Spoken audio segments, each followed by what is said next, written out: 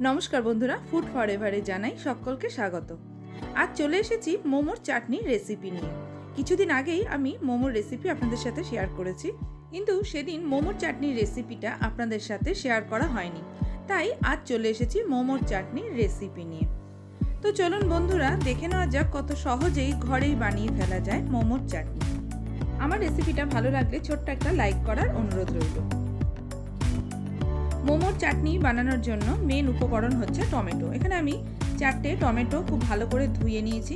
তারপর এটা আমি বড় বড় টুকরো করে কেটে নেব। যেহেতু এটা আমি পেস্ট করব, সেহেতু এটা খুব ছোট টুকরো করার প্রয়োজন নেই।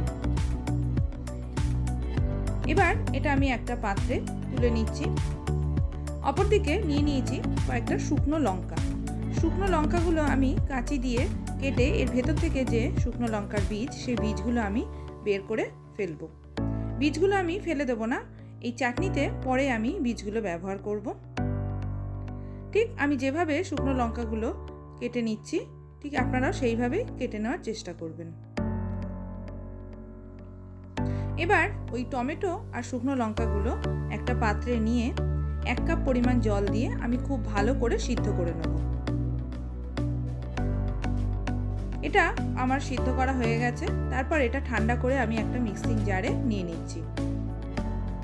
সিদ্ধ করা যে অবশিষ্ট জলটা, সেটাও এর মধ্যে দিয়ে দিলাম। আর এর মধ্যে দিয়ে দিচ্ছি প্রায় 10-12 কোয়া রসুন, দিয়ে দিচ্ছি আন্দাজ মতো নুন। এবার এটার একটা মিহি পেস্ট তৈরি করে নেব। অপরদিকে ওভেনে বসিয়ে দিয়েছি একটা ফ্রাইং প্যান। তার মধ্যে দিয়ে দিলাম 1 টিস্পুন রিফাইন্ড অয়েল। তেলটা ভালো করে গরম হয়ে গেলে এর মধ্যে দিয়ে দেবো 2 টেবিল স্পুন মতো একদম মিহি করে কুচনো পেঁয়াজ। পেঁয়াজটা বেশ কিছুক্ষণ একটু নাড়াচাড়া করে নেব। গ্যাসের ফ্লেমটা লোতে রেখে পেঁয়াজটা ভাজতে হবে। তারপর এর মধ্যে যে টমেটো, শুকনো লঙ্কা আর রসুনের পেস্ট করে নিয়েছি, সেটা আমি এর মধ্যে দিয়ে দিচ্ছি। এটা দিয়েও বেশ কিছুক্ষণ একটু নাড়াচাড়া করে নেব।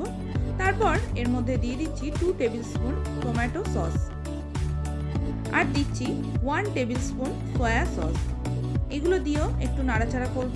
তারপর যে শুকনো লঙ্কার বীজগুলো আমি বের করে আলাদা করে রেখেছিলাম, সেগুলো আমি এর মধ্যে দিয়ে দিচ্ছি। এগুলো পেস্টের মধ্যে দিয়ে দিলে চাটনিটা খুবই ঝাল হয়ে যেত, সেই জন্য এটা আমি আলাদা করে বের করে রেখেছি। এবার এর মধ্যে দিয়ে দিচ্ছি 1 টেবিল স্পুন মতো ভিনিগার। যেহেতু আমি পেস্ট করার সময় নুন দিয়েছিলাম, সেহেতু এখন আর আমি কোনো নুন ব্যবহার করছি না। দিয়ে দিলাম 1 টিস্পুন মতো কাশ্মীরি রেড চিলি পাউডার। তারপর এর মধ্যে অ্যাড করব 1 টিস্পুন মতো চিনি। চিনিটা অ্যাড করার পরে এটা ঠান্ডা করে আমি গরম গরম মোমোর সাথে সার্ভ করব। তৈরি হয়ে গেল মোমো চাটনি বা মোমো সস। মোমো রেসিপির ভিডিও আমি আগেই আপনাদের সাথে শেয়ার করেছি, সেটা নিচে ডেসক্রিপশন বক্সে দেওয়া থাকবে, প্লিজ আপনারা একটু চেক করে নেবেন। তো বন্ধুরা, আমার এই মোমোর চাটনি রেসিপি আপনাদের কেমন লাগলো অবশ্যই আমাকে কমেন্টস করে জানাবেন। আর আমার চ্যানেলে নতুন বন্ধু হয়ে থাকলে চ্যানেলটি সাবস্ক্রাইব করে নেওয়ার অনুরোধ রইল। আবারও দেখা হবে নতুন কোনো রান্নার রেসিপির ভিডিও নিয়ে। ততক্ষণ অবধি ভালো থাকবেন, সুস্থ থাকবেন। ধন্যবাদ।